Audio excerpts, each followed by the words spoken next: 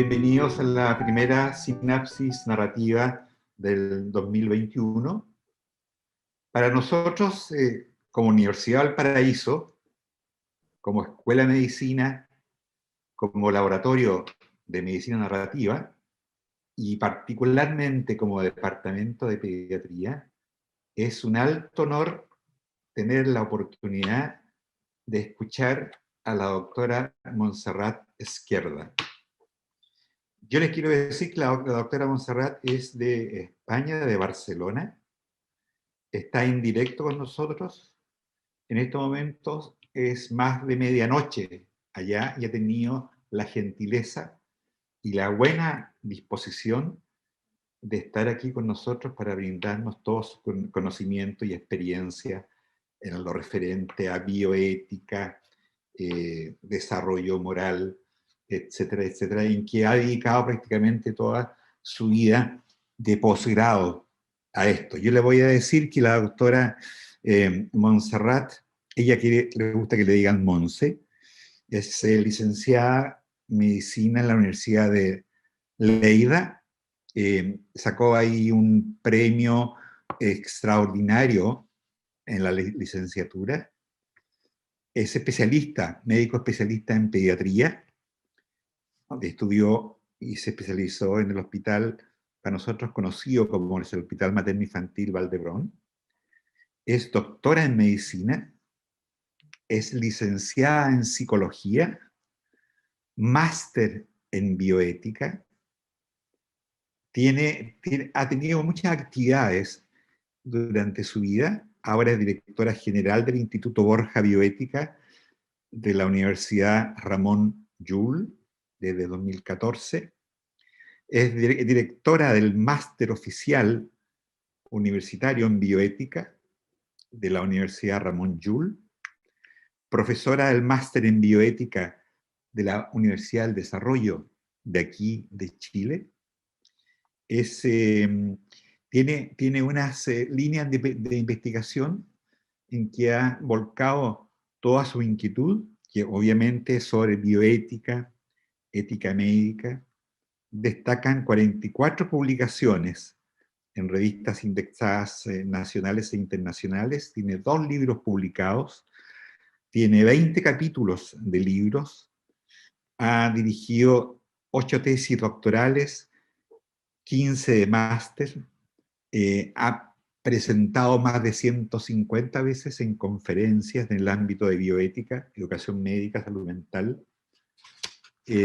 La verdad que tiene un currículum que es impresionante. Hice un breve resumen del resumen que ella nos envió. Por eso quiero dejar con ustedes a la doctora Montserrat, Monse, y ella nos va a hablar sobre educación médica basada en la amabilidad. El tema está súper vigente, es un tema, un tema que corre por 2 líneas. Una de ellas en el sentir que tienen los alumnos, en este caso de pregrado, de cierto grado de abandono de parte de la docencia, sobre todo en las escuelas de medicina. Yo creo que hay mucho más trabajo, pero hay 2 trabajos que han aparecido en la Revista Médica de Chile de nuestros estudiantes, el último de la Universidad de Concepción, en que muestra y se muestra que hay un gran porcentaje de alumnos en que dicen que de alguna manera han tenido mistreatment o maltrato. No significa esto maltrato físico, ni mucho menos, pero hay una cantidad de formas de maltrato que afecta indudablemente el aprendizaje, el hecho de sentirse a gusto en un programa del quehacer universitario. Esa sería una línea en que está presente ahí, y nosotros lo tocamos, pero muy cercanamente el año pasado con un estudiante nuestro, y llegó hasta el extremo. Y después es la intención, y de ahí donde la doctora tiene un rol pero relevante, es en tratar de insertar la bioética y el desarrollo moral en el currículum que deberían tener los estudiantes. Es un problema que nos toca, pero también de cerca, y también es un problema, es que nosotros los docentes de repente como que nos hacemos un poco al lado, o sea, no le tomamos eh, la importancia que se merece. Por eso reitero que vamos a escuchar a Monse, que ella nos va a ilustrar y nos va a iluminar con sus conocimientos. Monse. Pues muy buenas tardes, buenas noches aquí. Es, de hecho, de esas cosas yo creo que fantásticas que ha tenido la pandemia, justo ahora lo comentábamos, es que hemos aprendido pues a cruzar el charco con toda tranquilidad y nos podemos asomar muy fácilmente a casa de los otros, así tranquilamente, a pesar de la distancia nos podemos encontrar más cerca. Muchas gracias por la presentación, doctor Ríos, y por la invitación también a Pamela, a todos los componentes de este fantástico laboratorio de medicina de narrativa que tienen aquí en la Universidad de Valparaíso de Chile. Y de hecho, a mí me gustaría más compartir, no sé si diría, yo creo que compartimos inquietudes, pero compartir también, no sé si son en cierta manera cómo plasmar esas inquietudes en nuestra realidad y cómo en cierta manera todo esto que estamos hablando nos puede ayudar a mejorar la educación y la educación médica. Voy a compartir pantalla, sí.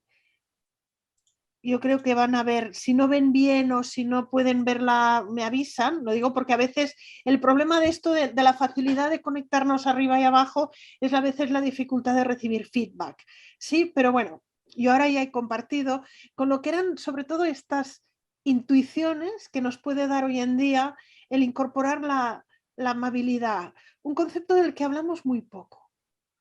Yo creo que hemos aprendido a hablar bastante de empatía, de compasión, y son palabras que utilizamos muchísimo, muy a menudo, pero que son palabras a veces que yo creo que pueden dar miedo o que pueden representar un reto enorme. Por decir, yo soy suficientemente empática, soy suficientemente compasiva, pero en cambio cuando hablamos de amabilidad es muchísimo más fácil hablar de amabilidad que compasión. Por eso ese concepto de una medicina y una educación médica basada en la amabilidad. ¿De dónde partimos? Yo creo que ya somos todos conscientes que una de las graves crisis de nuestra medicina moderna es la deshumanización. Tenemos una medicina altamente deshumanizada y hay muchísimos signos de ello. No voy a hablar de ello, pero existen ya movimientos muy potentes, muy militantes. Para mí hay como una base de la bioética que lo impregna todo ello, pero es muy claro que nuestra medicina moderna es una medicina inhumana, en cierta manera, que se ha sesgado hacia lo técnico para olvidarnos que sigue siendo una profesión altamente humana. Yo creo que es una medicina, a veces lo comento, que se ha hausiano, que se ha vuelto como Doctor House, que esa frase que de hecho es una falacia, el que prefieres un médico que te da la mano mientras te mueres o uno que no te mira la cara mientras te cure, nos ha calado.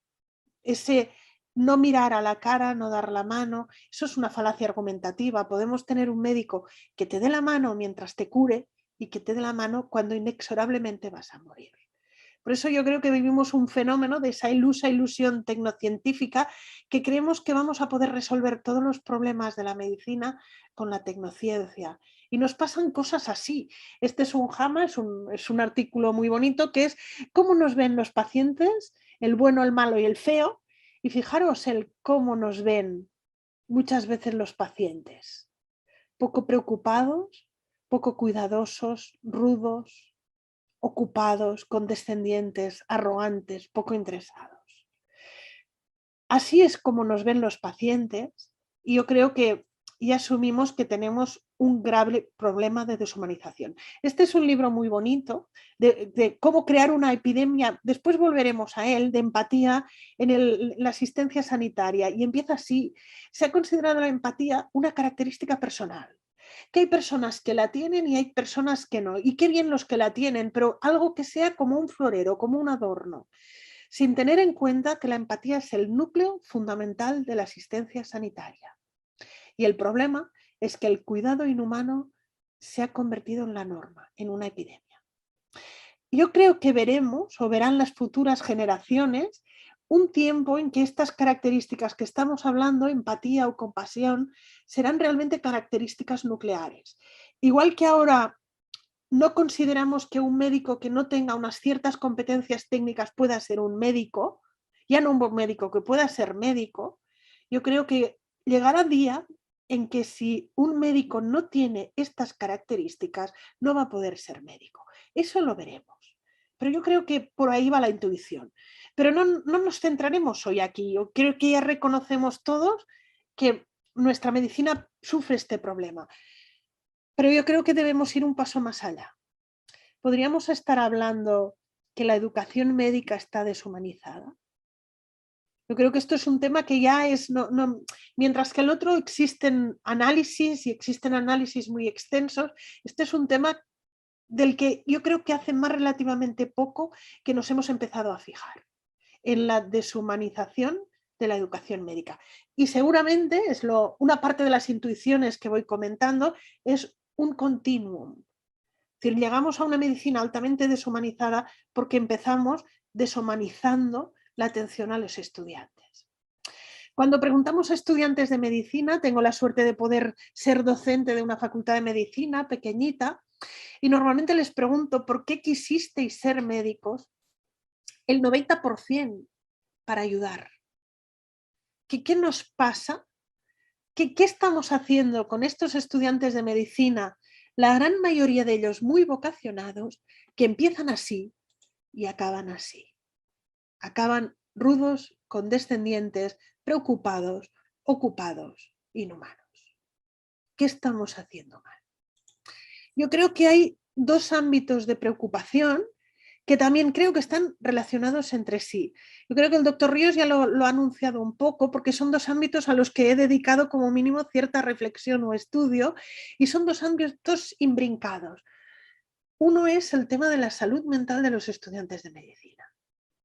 Y yo creo que uno de donde se refleja esa deshumanización de la educación médica es en la salud mental de los estudiantes. Y otro ámbito que quizás sea un poco más desconocido, que no conozcamos tanto, es el tema de la erosión ética y empática de los estudiantes de medicina. Después explicaremos un poco qué es este concepto, porque salud mental lo entendemos todos, erosión ética quizás nos cueste más de entender. Implica algo tan sencillo que los estudiantes tienen niveles mayores de razonamiento ético y moral cuando entran en la facultad que cuando acaban. Y eso creo que es algo que también debería preocuparnos.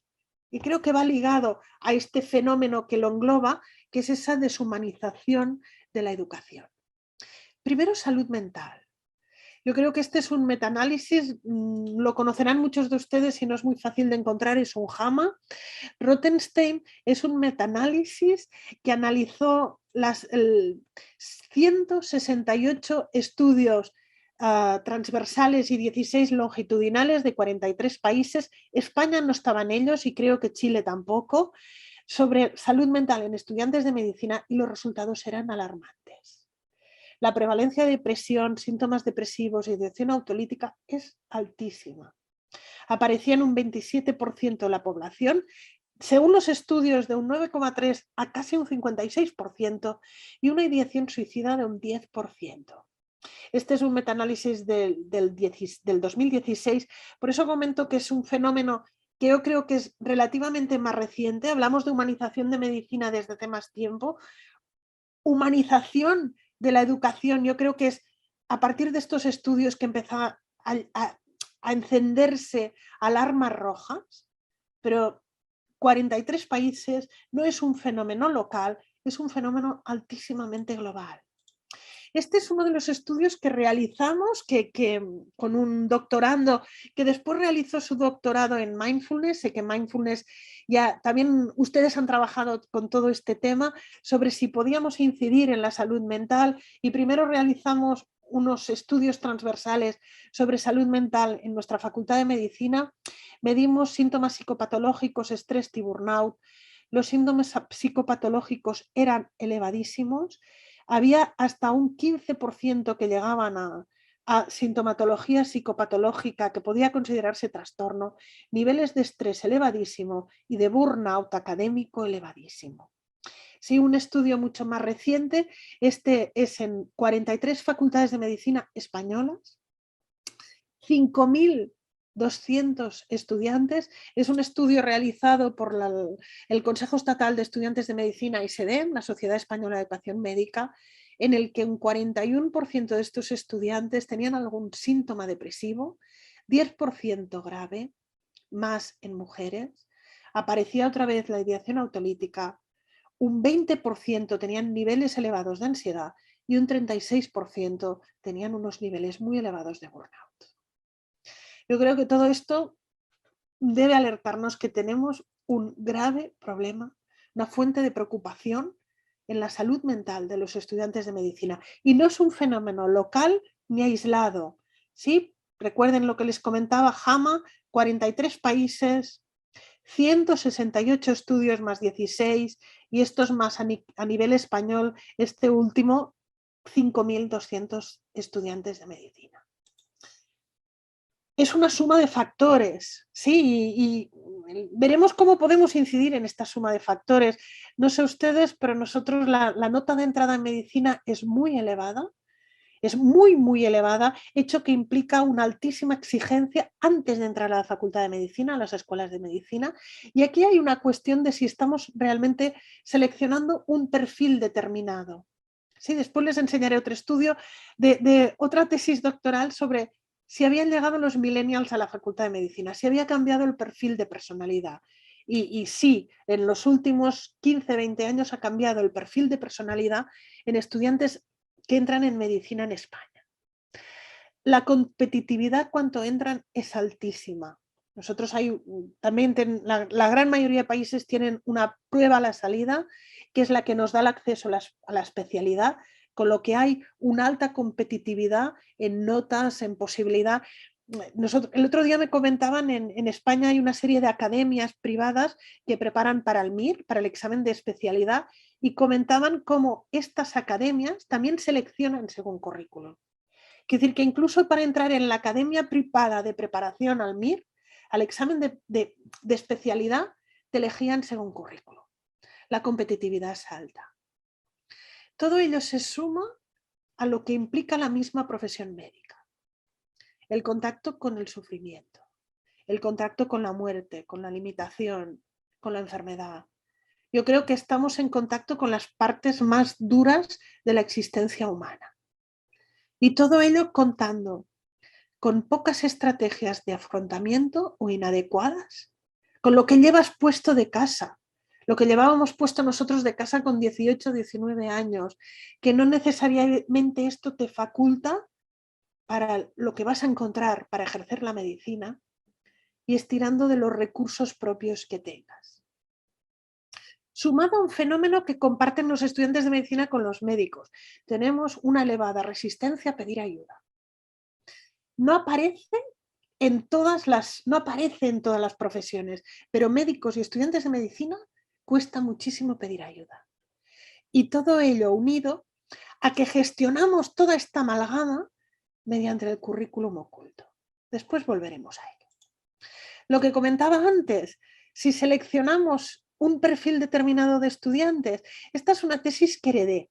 Es una tesis doctoral que se empezó en el año 99. En el año 99 yo era prácticamente residente de pediatría, no era un profesor en la facultad ni había estudiado bioética. Es una tesis que heredé, se jubiló el director, pero se realizó un seguimiento de 15 años de evolución del perfil de personalidad de estudiantes de medicina en España. Y lo que se vio es que sí se daba un cambio. Registrábamos según el modelo de los Big Five, de los 5 grandes factores de personalidad, y que aparecían factores positivos. De hecho, los estudiantes de medicina de este ya inicio, ya los millennials, eran mucho más colaborativos, eran con mucha más capacidad empática, por ejemplo. Después la perdían por el camino. Pero, por ejemplo, eran muchísimo más rígidos, con más dificultades de aceptar cambio, con muchas más dificultades, en cierta manera, de asumir la incertidumbre, que es una parte importantísima en la profesión. Con lo que sí que podemos hablar, seguramente, o al menos en nuestro país, de que ha cambiado el perfil de personalidad, que esa nota de acceso tan alta está seleccionando un perfil de persona que ingresa en la Facultad de Medicina. Y unido a este fenómeno, a esta enorme carga en la salud mental de los estudiantes de medicina, hay este otro fenómeno, el que comentaba antes, la erosión ética. De hecho, también no es un fenómeno aislado, aparecen múltiples estudios en múltiples países, los encontrarán en ámbito anglosajón, países nórdicos, en el sur de Europa, o los van a encontrar también en muchos países de Latinoamérica, que muestran cómo los estudiantes de medicina muestran un estancamiento, una involución de su desarrollo ético-moral. Lo que comentaba antes, presentan mayor nivel de razonamiento ético-moral cuando entran que cuando acaban. No está tan claro en empatía.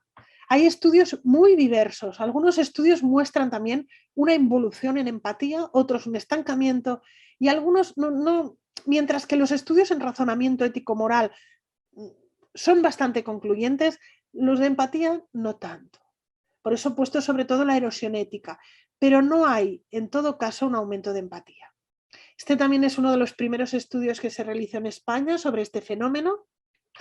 Lo titulamos Si la empatía médica nace o se hace, y lo que sí nos dimos cuenta, al menos en nuestro país, la empatía se estancaba, pero lo que aumenta mucho es el estrés empático, el estrés vicario, el estrés que se provoca en el contacto con el otro. ¿Sí? O este es otro estudio publicado por nuestro grupo en la revista Clínica Española, que analizábamos un fenómeno muy curioso. Hay muy pocos estudios en este tema. El cómo correlacionan conjuntamente empatía, razonamiento ético-moral y sensibilidad ética. Es decir, que no podemos desgajar los aspectos éticos de los aspectos comunicacionales, es un pack. Y seguramente se cree que es la empatía la que nos activa nuestra sensibilidad ética y nuestra respuesta moral. ¿Sí? Y veíamos otra vez cómo hay en este caso un estancamiento y no hay una progresión desde primero a sexto de medicina. Yo creo que estos fenómenos nos deberían hacer plantear de que tenemos realmente un problema, llamémoslos como lo llamemos, en educación médica. Houston, tenemos un problema. De hecho, hay un muy interesante New England. Este es de Getting the Right Medical Students. Es un New England de hace ya unos añitos, pero que intentaba analizar parte de este problema que estamos viendo ahora, de 2015. Y hablaba de Nature versus Nurture en estudiantes de medicina.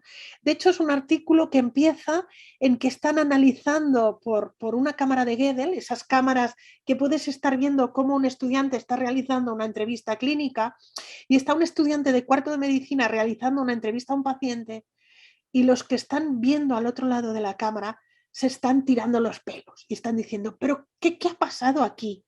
¿Cómo puede ser que este estudiante brillante con un currículum fantástico lo esté haciendo tan mal? ¿Qué hemos hecho? ¿Nature o nurture? Y de hecho, lo que analiza este artículo es que, ¿qué nos está pasando? ¿Es que los estudiantes son así o los estamos criando? Y la conclusión, y perdonen porque aquí he puesto una película argentina, ya me perdonarán los chilenos para poner referencias argentinas, pero me gusta mucho y sobre todo por ese título, el no sos vos, soy yo. Lo que se dan cuenta en este análisis es que el principal problema no son los criterios de selección de los estudiantes de medicina, ese perfil que comentaba. Uno puede tener un perfil, pero la personalidad es modulable, sobre todo en estas edades que estamos hablando. El problema no son ellos, el problema somos nosotros. No sos vos, soy yo. No son los estudiantes que nos llegan, no son la generación millennial, no son que las generaciones de ahora son. La conclusión de este artículo era que no eran ellos, somos nosotros y la formación que les damos. El no sos voy, soy yo. Del Lancet, que lo comentaba así: el énfasis del adiestramiento médico actual sigue estando en las ciencias duras. Y el problema es que en los últimos 30, 40 años estas ciencias duras, la cantidad de conocimiento que tenemos que asumir ha crecido. Anatomía, fisio, bioquímica, pato, micro, fármaco, neumo, neuro, psiquiatría, lo que quieran poner aquí. Forges era un dibujante español, falleció el año pasado, fantástico, ya lo decía. Es increíble, en pleno 3007 y en la facultad ni se les menciona el prefijo lofoblástico membranilloso. Y dice, la enseñanza de la medicina ya no es lo que era.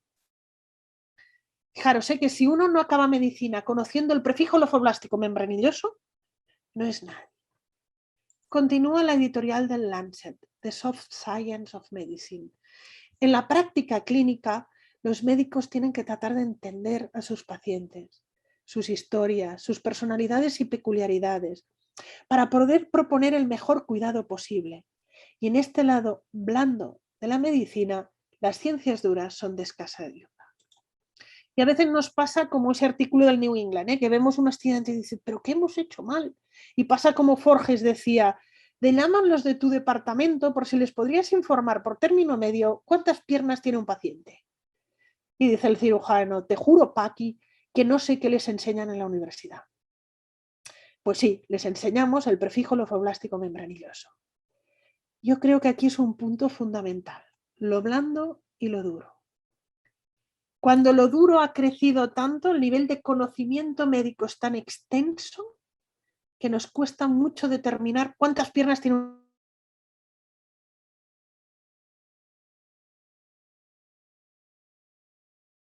No la muerte de Bienenglick, que esa la nombramos siempre, no. Pues ya que les gusta la narrativa, busquen ese cuento de que le prometen a un hombre toda la tierra que podrá cuidar en un día.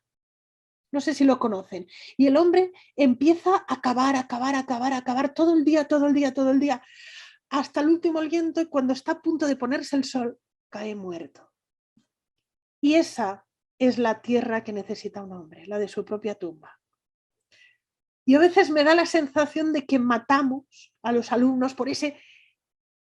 Y lo fundamental era, ¿cuánta tierra necesita un alumno? ¿Cuánto necesita un médico hoy para ser médico? Porque si lo queremos es abastar toda esa inmensidad, a veces perdemos lo fundamental. El te juro, Paqui, que no sé qué les enseñan en la facultad. Y esa es una gran reflexión para empezar aquí.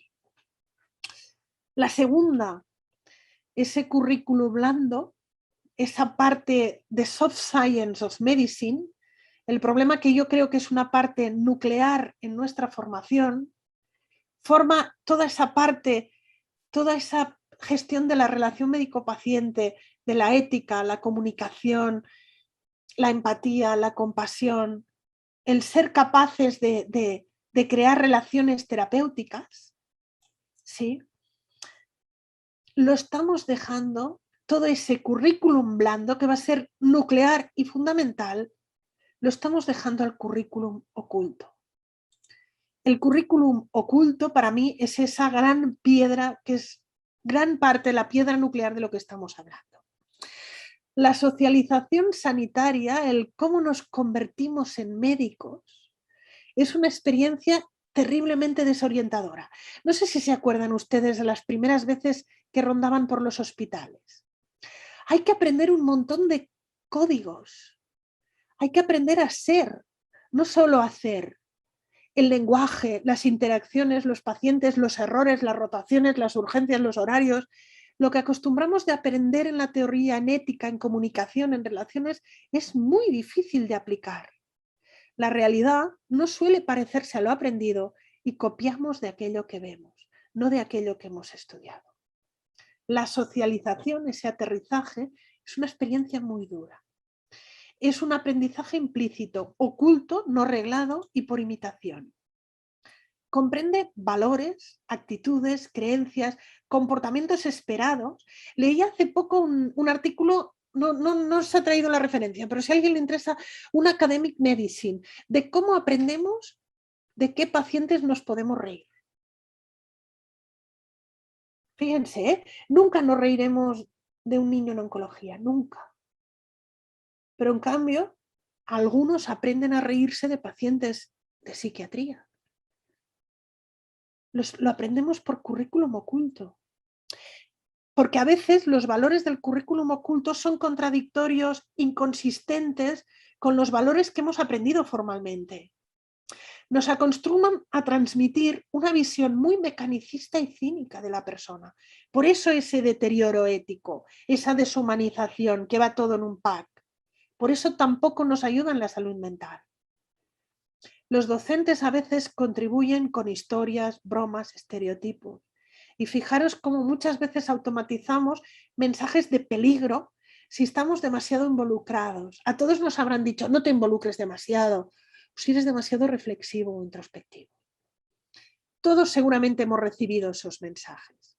De hecho, algunos estudios en estudiantes de medicina y de enfermería también nos muestran cómo realmente no existe un currículum formal de lo que estamos hablando y como, por ejemplo, esta es una imagen que se hizo viral, no sé si la conocían, del 2015, que es una imagen de un médico llorando después de haber arrodillado enfrente de urgencias, después de haber perdido a un paciente de 19 años. Por ejemplo, el llorar. Hay algunos estudios muy interesantes sobre el llorar en medicina. Es que todos hemos prácticamente llorado en alguna situación, pero como, por ejemplo, las estudiantes de enfermería acostumbran a llorar en la sala de enfermería. Los estudiantes de medicina acostumbran a llorar en casa o encerrados en el lavabo. ¿Sí? Por eso yo creo que dentro de este movimiento, este es un tweet que retuiteé, pero y aparte fijaros, 98.000 retweets, soy un trabajador sanitario llorando en el hospital. Porque es importante hablar más de ello. Es decir, que toda esta sobrecarga que recibimos, unida a la competitividad, a la alta exigencia, no recibimos a la vez estrategias de afrontamiento para gestionarla. Y algunas de las estrategias más primarias, como es el llorar, lo que recibimos como estudiantes de medicina es que hay que negarlo, esconderlo. ¿Sí? Otro jama muy interesante. Este me encantó. Es cruzando bordes. Todos, al contrario, hemos recibido un montón de mensajes de que hay que poner límites con los pacientes. Fíjense bien, este es un jama que reflexiona como un médico después de haber intentado que se le rellenara y pudiera reactivarse la medicación de un paciente, como sacó de su bolsillo $30 y se los dio al paciente para su medicación. Como lo que él era un acto simple de bondad, de amabilidad, como la sorpresa que le causó cuando fue etiquetado de comportamiento poco profesional, tanto por el residente como por otros médicos, incluso como una violación ética. Y hay todo, es un artículo muy, muy interesante, y hay toda una reflexión sobre este cruzar límites. Si el cómo nuestro currículum oculto nos enseña sobre todo a establecer límites en lugar de gestionar el impacto de lo que vivimos en medicina. Y yo creo que este es un punto fundamental, ¿eh? Para mí, después volveremos un poquito a ello, ¿eh? Si alguien quiere en el debate, lo alargamos un poco más, ¿eh? Cómo la estrategia de gestionar toda esta sobrecarga psicológica, ética, moral, relacional, implícitamente por ese currículum oculto, lo que vamos recibiendo es hay que poner distancia, hay que establecer límites y nunca, ¿cuántos nunca nos han dicho en nuestra formación? Nunca le des tu teléfono móvil a un paciente, nunca le des dinero a un paciente, nunca el cómo quizás transformar esos límites en gestión de lo que nos supone si los cruzamos. Sí, ya para el debate, ¿eh? Después Y fíjense en estas imágenes del llorar, el sacar el dinero, el cómo hacen los límites. Porque ¿qué es lo que más recordamos de nuestra formación médica? ¿Qué nos marcó? ¿Cuáles fueron esos momentos que han sido decisivos para ser lo que somos? Y yo cuando intento recordarlos, todos hemos recibido maltratos. Yo creo que recordamos situaciones de maltrato. Pero yo creo que para ser lo que soy, recuerdo sobre todo aquellas situaciones en que, ya sea los profesores o sea los pacientes, cruzamos límites. Y esos fueron momentos que marcaron. Y fueron momentos con pacientes que provocaron sufrimiento, porque cuando uno cruza el límite va a sufrir. Pero el tema no es no sufrir, sino qué hago con el sufrimiento que me genera cruzar el límite. ¿Qué nos marcó? ¿Cuáles fueron esos momentos fundantes que nos marcaron como estudiantes de medicina? Hay algún estudio muy curioso de cómo estas personas, incluso que nos han marcado, cómo muchas veces determinan nuestras especialidades. Y mucha gente es la especialidad de aquella persona que realmente como profesor cruzó un límite y se involucró, dedicó tiempo, fue amable con un estudiante y realmente nos vocacionó a ello. Sí, maestros, que comentaba Pamela, yo creo que seguimos teniendo maestros.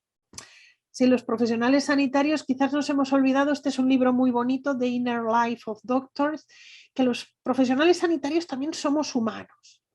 Si la formación de los estudiantes de medicina ha fallado en reconocernos como personas, con emociones, pensamientos, miedos, preocupaciones, cansancios. Sí, ya ha fallado en vernos allí. Por eso yo creo que estas son mis tesis, voy acelerando, porque si no me enrollo mucho ya a estas horas de la hora bruja, porque aquí estamos ya en hora bruja. Estas serían mis tesis y estas serían mis intuiciones. Primero las tesis. Para mí, ser médico es curar y cuidar. No puedes desligar la experiencia humana de ser curado, va ontológicamente ligada a la de ser cuidado. Si la profesión médica no incorpora esto, nos vamos a convertir en técnicos, fantásticamente preparados, pero en técnicos.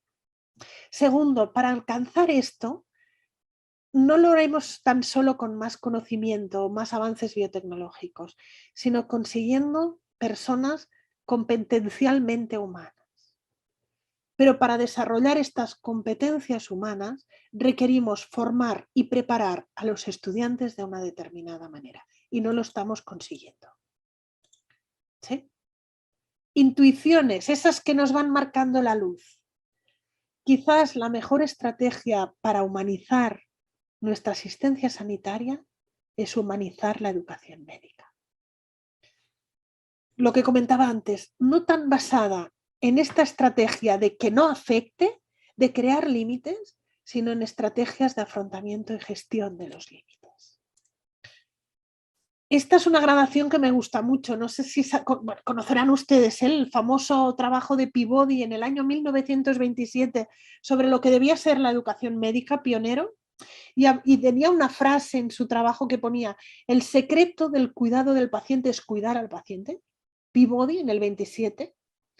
Epstein, uno de los grandes sobre el trabajo en prevención del burnout y tratamiento del burnout, en 2001 decía: el secreto de cuidar al paciente radica en cuidar al médico para que cuide al paciente. Pero yo creo que ahora en 2020 estamos ya, 2021 hacia 2022, estamos en esta última casilla. El secreto de cuidar al paciente radica en cuidar a los estudiantes de medicina y enseñar a los estudiantes de medicina a cuidarse para cuidar mejor a los pacientes. No podremos hablar de una medicina humanizada y humana si hemos deshumanizado a nuestros estudiantes. Por eso para mí ese es el punto de toque. Haremos muchas estrategias de humanizando la UCI, humanizando las plantas de pediatría, pero si no empezamos por ahí no iremos bien. La experiencia de ser curado, comentaba, que es inexorablemente ligada a la de ser cuidado en los estudiantes. Si quiere pasar.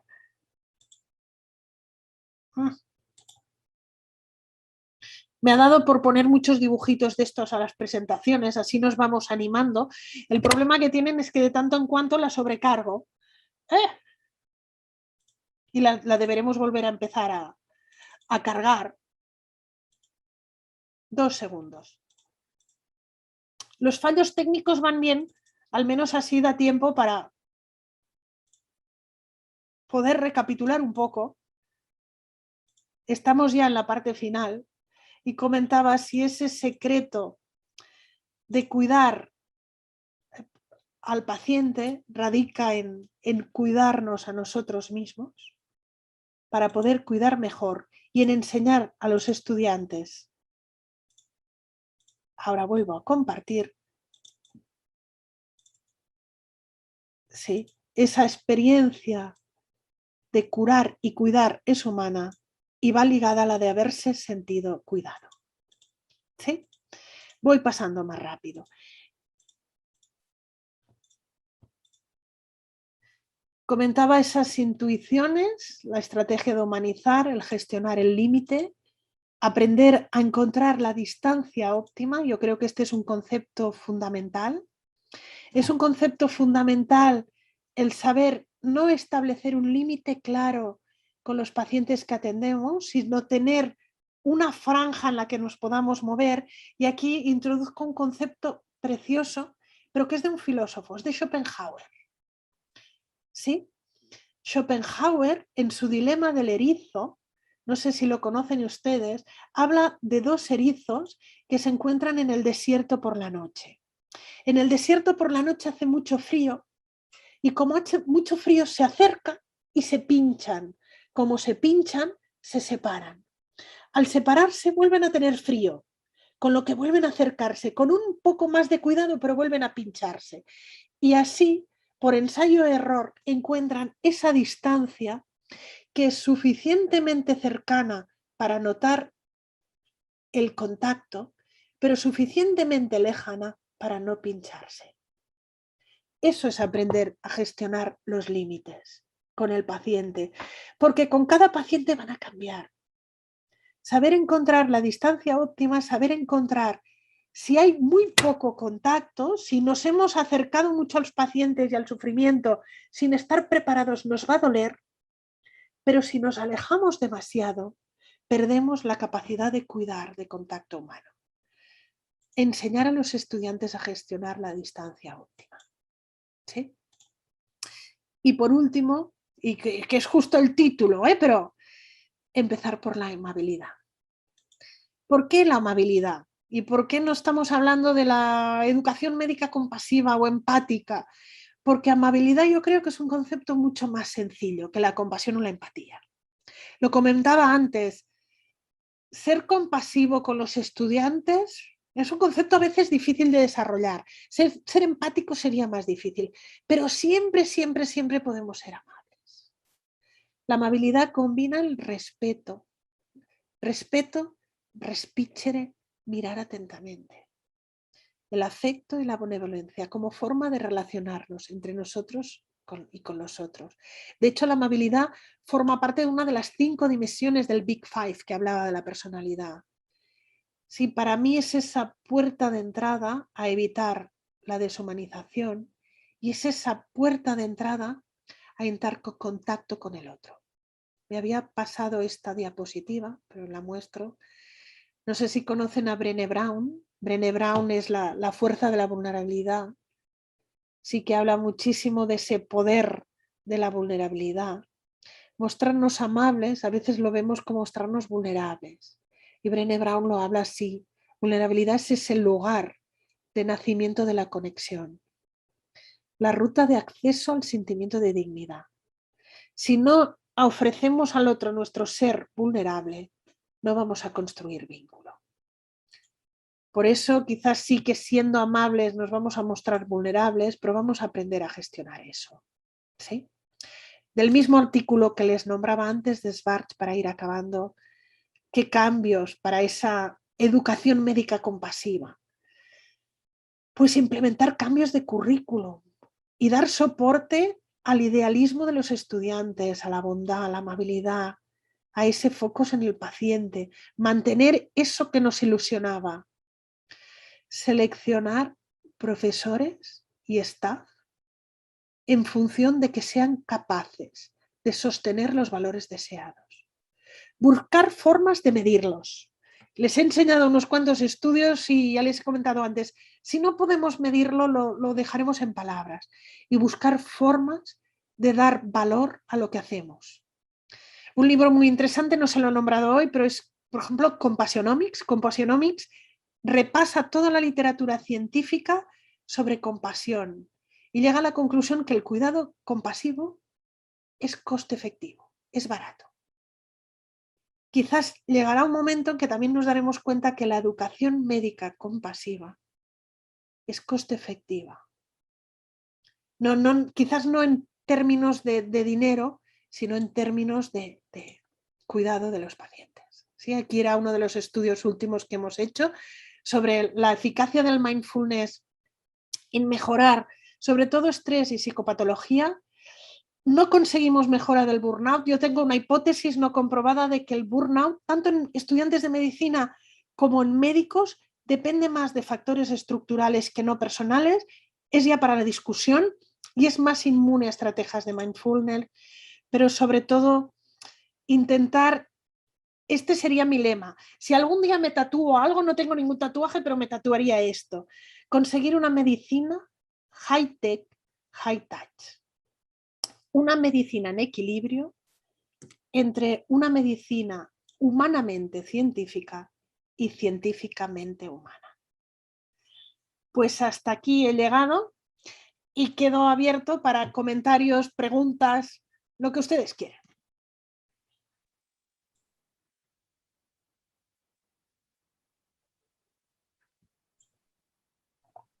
Si hay alguien por ahí, quizás Hola. está... Hola, no hablaba sola. Vale. Sí. Bueno, nos dejaste tremendamente impresionados, impactados. Tremenda tu conferencia, Monse. La cámara. La cámara dice que no puedo iniciar video porque el anfitrión lo detuvo. Ahí sí. Ahí sí. Eso estaba comentando Monse. Los argumentos que plantea son tremendos y como lo dije al inicio, puede que nosotros estemos enterados de esto, pero siempre lo pasamos como tangencial, como que nosotros no somos los responsables. Y la verdad que hay que crear el sentimiento y el pensamiento que sí lo somos y que podemos virar y cambiar. Hay algunas preguntas acá, yo te quiero hacer una que también me dejó un poco afectado. ¿Cómo es posible que nosotros los estudiantes que se inician con un desarrollo moral y ético en un nivel mediano, que después se vaya definiendo, pero hacia lo negativo? Y ahí está el concepto que tú planteaste, que es la erosión ética. Si tenemos el diagnóstico, ¿qué más podemos hacer, además de las cosas que ya planteaste? Mi percepción es que, claro, el currículum formal no aborda todos estos problemas. Al dejarlo sobre currículum oculto, lo estamos dejando a que el estudiante se está empapando de todos estos factores y de los valores a través de aquello que ve. Al tener una medicina altamente deshumanizada, se está empapando de esa deshumanización. Está aprendiendo por imitación.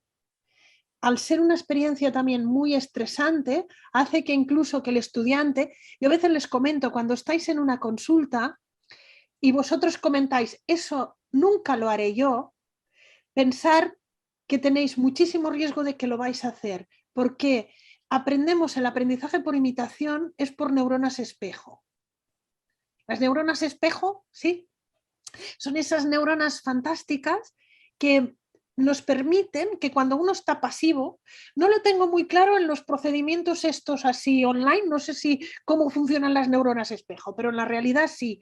Cuando yo, por ejemplo, estoy en clase y levanto una mano, a los estudiantes que están sentados pasivamente se activa un área cerebral correspondiente a un área motora, aunque no muevan la mano. La neurona espejo está respondiendo tú lo que estás haciendo. Cuando yo tengo una conducta dispática, lo contrario de empática con un paciente, se le está activando una facilitación al estudiante que lo ve. Con lo que cuando él se encuentra ante una realidad, si no tiene una formación precisa en cómo actuar, es mucho más fácil que le facilite la vía de ser dispático, de tener una respuesta dispática. Con lo que o todo esto lo pasamos de lo implícito a lo explícito. Y hay experiencias de formación, pero claro, muchas de estas experiencias cuando aterrizan en la realidad patinan. ¿Qué necesitamos? Lo que comentaba ese artículo de Svart, un staff concienciado en ello. Entonces también de broma les comento a los estudiantes de medicina, pegaros al médico que queréis ser. Sí, todos hemos buscado, todos tenemos claro como quién queríamos ser de médicos. Pegaros a él, porque os vais a acabar pareciendo a él. Pasa es que hay muchos que no y debemos convivir con ellos. Gracias, Monse. Aquí tengo una pregunta que dice,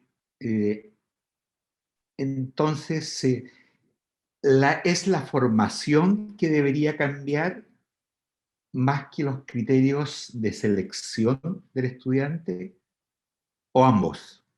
Sí, yo no creo en la... Bueno, no creo. Bueno, me podéis convencer también, pero bueno. Yo creo que eso de, sobre todo en 17, 18 años, que es cuando ingresan en las escuelas de medicina, sí que es verdad que seguramente los criterios o el hecho de que la elevadísima nota, al menos en España, para poder entrar, sí que selecciona.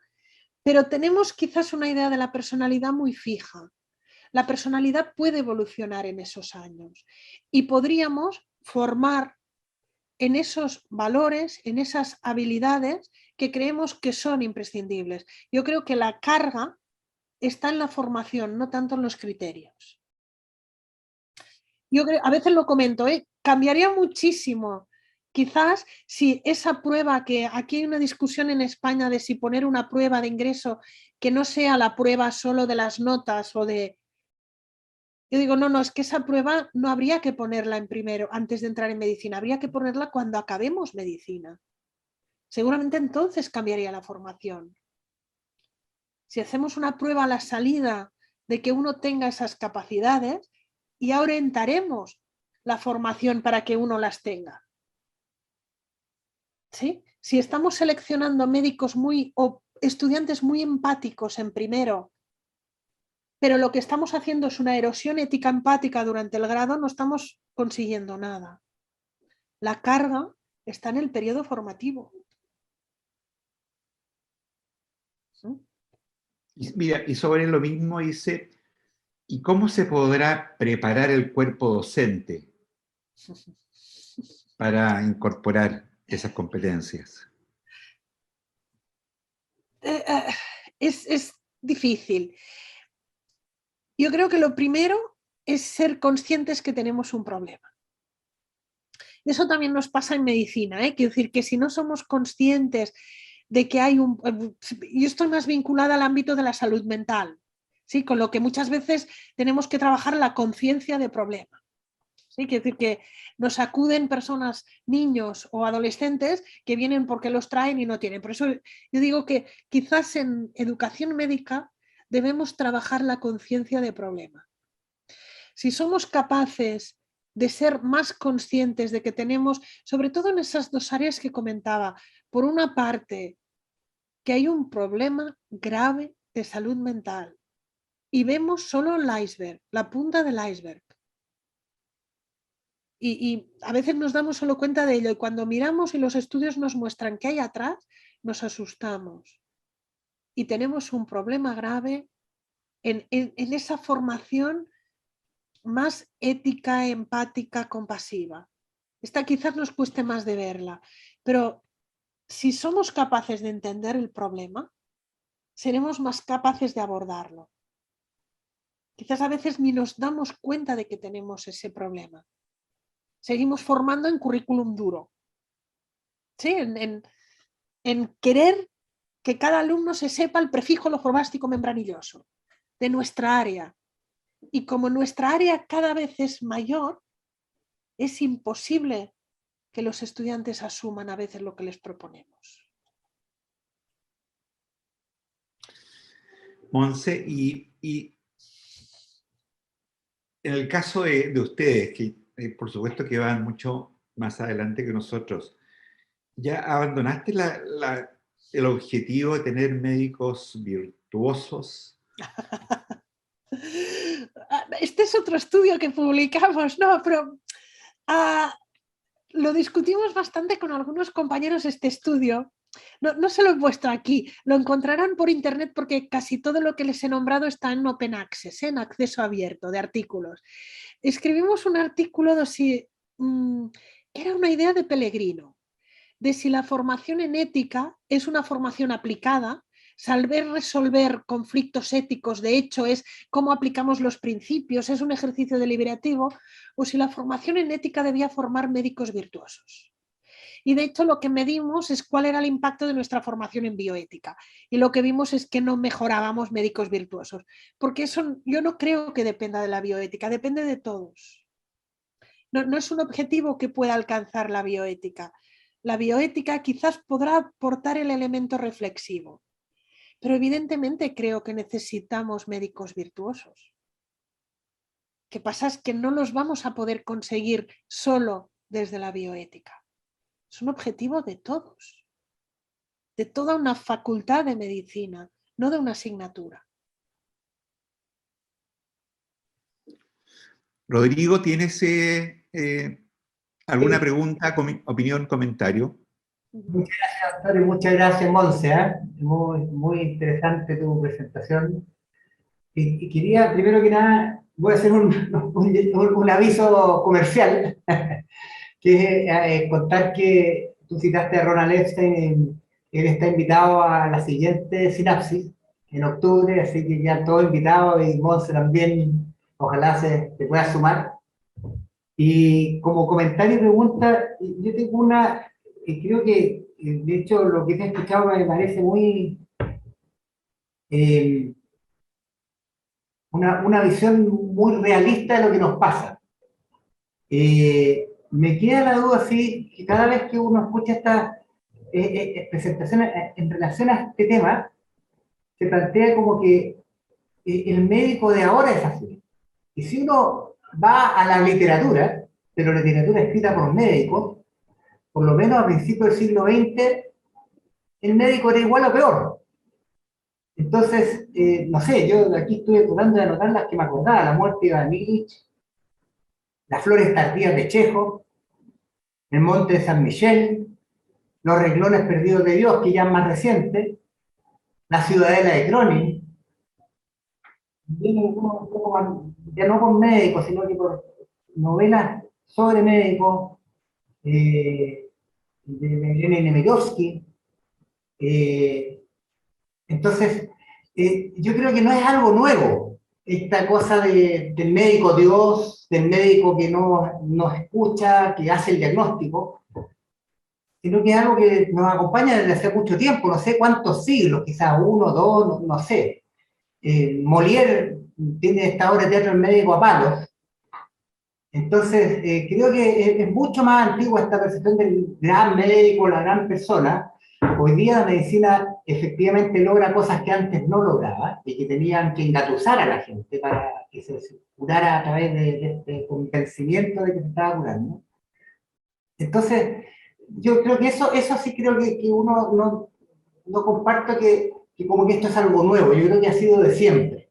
Y creo que es positivo que hoy día el médico tenga una vida más mundana, más no solamente medicina, y que nos preocupe esta situación. Y obviamente la cantidad de datos que se conocen y cosas que se conocen hoy día de la biología y del quehacer de la medicina de medicamentos, curativa, de cirugía y todo, es tan amplio que efectivamente corremos mucho riesgo, especialmente los especialistas, yo soy especialista, de tratar de que los alumnos conozcan todo lo que yo sé, no lo que ellos van a tener que manejar, y ahí se nos olvida lo más humano. Yo creo que es lo que en esta época por primera vez se está destacando, rescatando.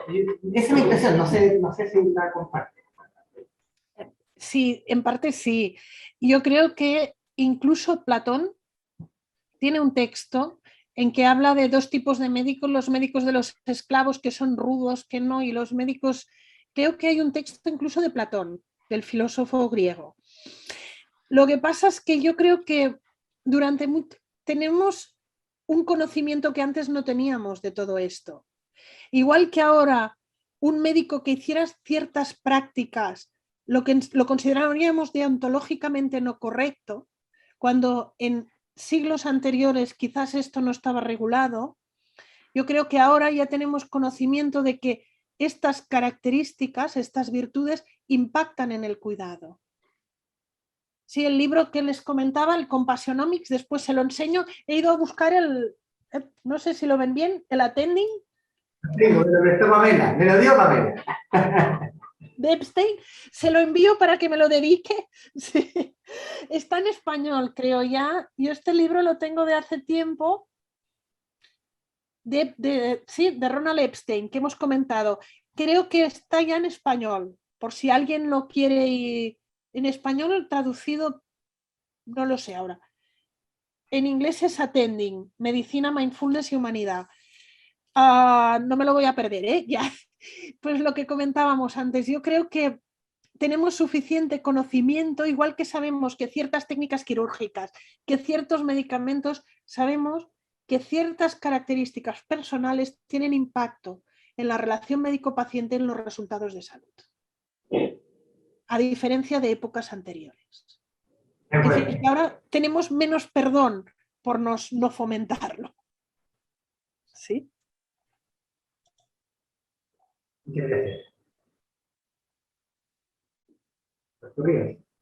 Sí, hay una pregunta que dice relación con los valores, si estos se pueden enseñar. Esto también lo preguntaba Platón, si la virtud es enseñable o no. Mira, Rodrigo ahora está mostrando el mismo libro, yo lo tengo en inglés, Attending, Medicina, Mindfulness y Humanidad. Y está en español. Sí. Y en español y estar presente. No sabía la traducción, lo leí hace años. Platón, otra vez se preguntó, ¿la virtud es enseñable en los diálogos a Fedón? Esta sí me acuerdo dónde es. Y no llegaban a una demasiada buena conclusión. Pero bueno, yo creo que sí que se aprenden. Que todo lo que estamos hablando, hay una primera parte que es no desaprender con lo que entramos. Yo creo que en general los estudiantes de medicina son altamente vocacionados. Por eso es mantener esa vocación. A veces no es aprender, es pulirla, aprender a gestionar esa distancia óptima para que no se pinchen y se separen. Aprender a gestionar el estrés que representa la profesión, el estrés que representa las malas noticias, toda esa carga añadida. Hay una parte que es al menos no desvalorizar, quiero decir, no quitar valor a los estudiantes que nos llegan, y yo creo que es aprendible. Seguramente ninguno de nosotros, los que estamos aquí, cuando éramos estudiantes de medicina, teníamos muchas de las capacidades comunicativas que tenemos ahora. O gestionar una mala noticia, a mí me cuesta. Les he comentado antes que estoy en ámbito de salud mental y me dedico a ámbito de elevado sufrimiento. En duelo traumático con niños y adolescentes son gran parte de mis pacientes. Y a veces lo comento, el día que el sufrimiento del otro me deje de resonar, ese día cambiaré de ámbito. El problema no es que me resuene su sufrimiento, es qué hago yo con lo que he sufrido. Que evidentemente no me lo puedo llevar a casa, es qué estrategias tengo para gestionar aquello. Y esto lo he aprendido. Ojalá lo hubiera aprendido en la Facultad de Medicina, me hubiera ahorrado muchísimo sufrimiento añadido. Lo aprendí con los años y con buenos maestros. Muy bien. Rodrigo, ¿tiene alguna otra pregunta? O en el... Pregunta en el chat, por favor. Sí, no veo. María Judín, ¿la digo yo? Ya. Dice que han nombrado lo estructural como elemento importante de la deshumanización. Si podría dar algún ejemplo de cambio a ese nivel. Sí, yo creo que hay ejemplos y hay experiencias. En el momento en que nos dejamos tocar por el otro, hay cambio. Y todos hemos vivido pacientes, familias, personas que hemos vivido esa experiencia. Lo que pasa es que hay otro nivel de análisis que es cuando pasamos a lo estructural. Muchas veces los centros hospitalarios, la forma como construimos es estructuralmente deshumanizada. Y aquí nos llega el cómo podemos impulsar cambios las personas que estén concienciadas. Yo no sé ustedes, aquí hay muchos pediatras, pero me acuerdo cuando empecé mi formación, los padres no se quedaban con los niños. En una hospitalización, no estoy hablando de una UCI, en las UCIs evidentemente entraban una hora, si, quizás ni entraban, pero los padres en una hospitalización normal se iban a su casa. No sé, me imagino que ustedes también, y tenían una hora de visita con los lactantes, con los niños pequeños, con todos. Y me acuerdo muchas veces de siendo residente, dejarlos ingresados en hospital de día, sabiendo que no era un niño para hospital de día, para hospitalización corta, para que sus padres se pudieran quedar con él la primera noche. Yo creo que si no hubo allí personas concienciadas que eran capaces de inducir cambios, seguiríamos igual. Ahora hay UCIs abiertas. Ya no hospital abierto, UCIs abiertas.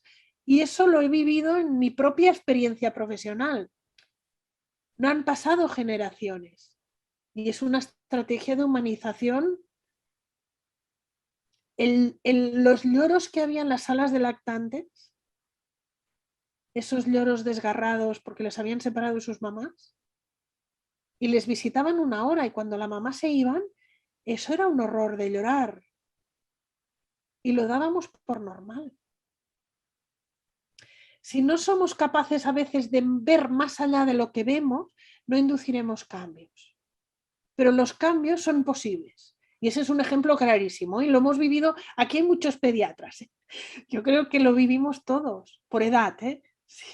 Ahora, no queremos abusar del tiempo de sueño de Monse, así que quisiera dejar para las palabras del cierre a nuestro decano, el doctor Antonio Orellana. Antonio.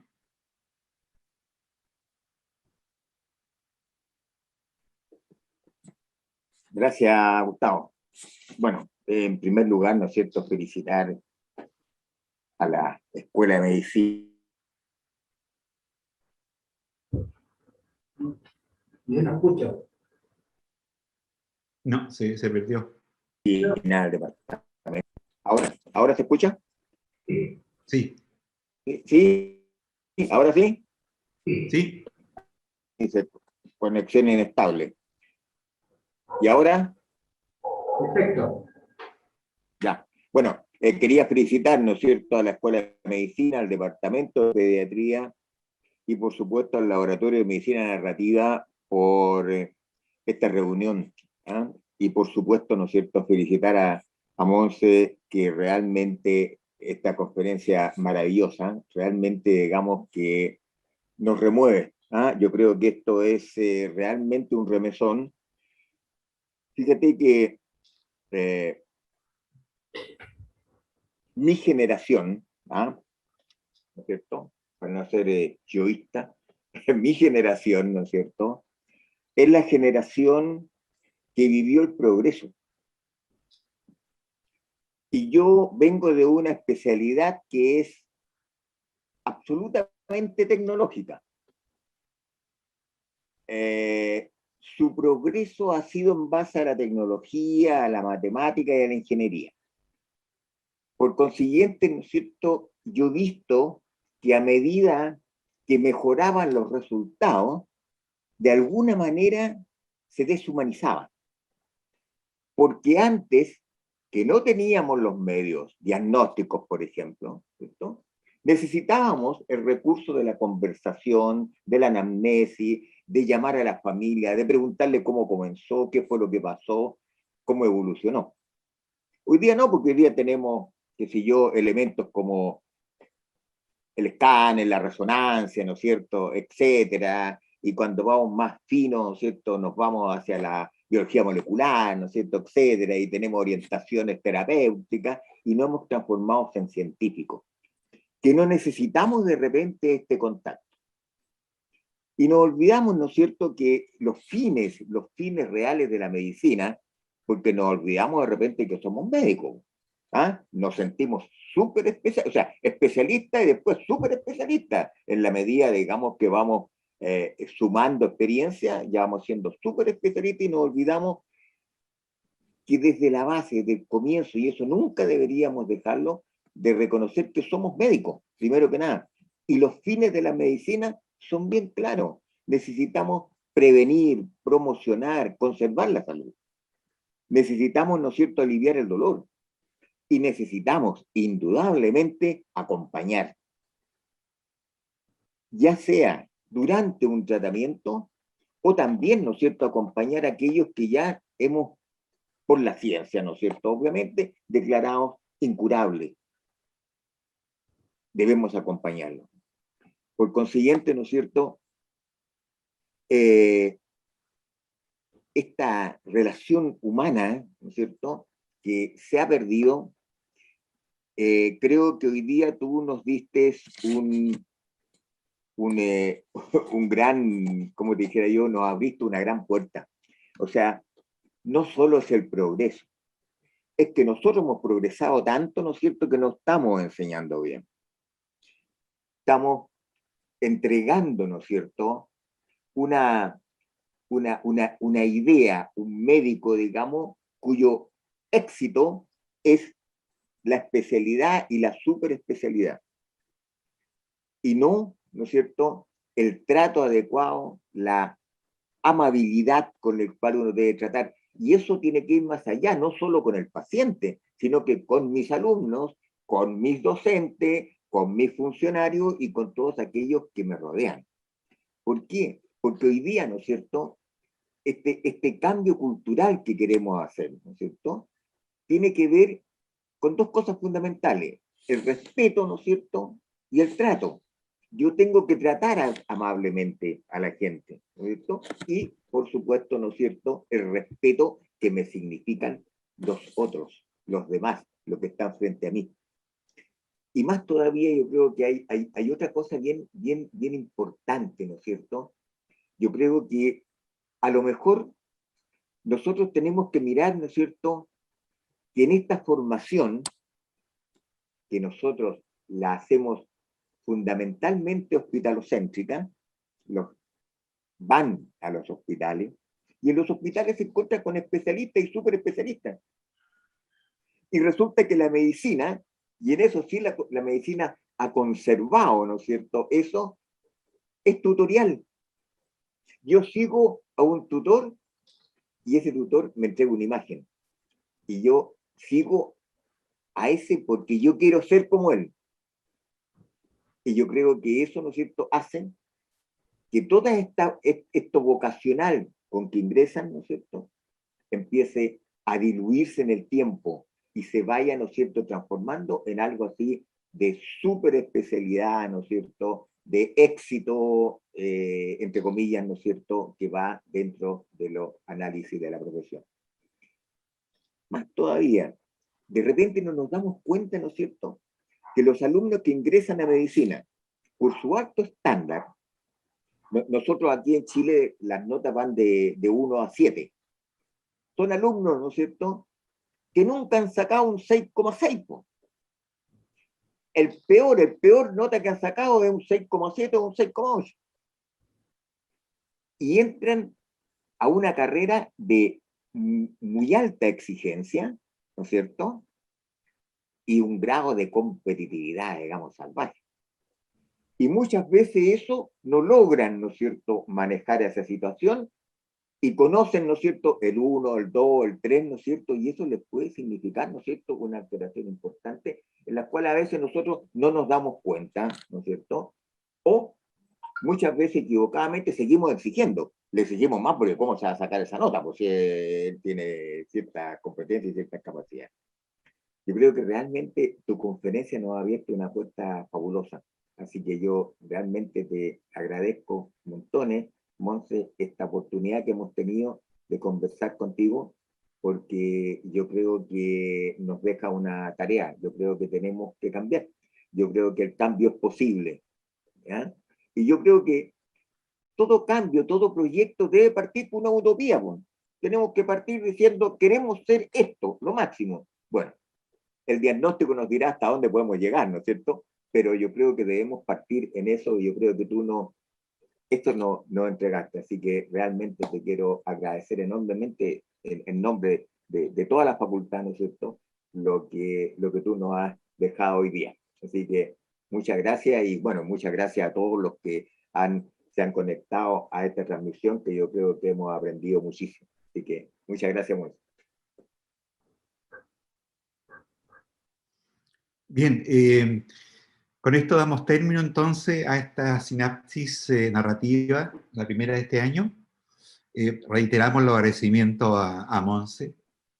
Como dice el decano, nos dejaste más que una tarea, diría un deber de intentar hacerlo. Y bien, pues, despedimos a toda la concurrencia, que parece que fue no solamente de Chile, sino que de países vecinos, y nos estaremos viendo prontamente. Buenas tardes.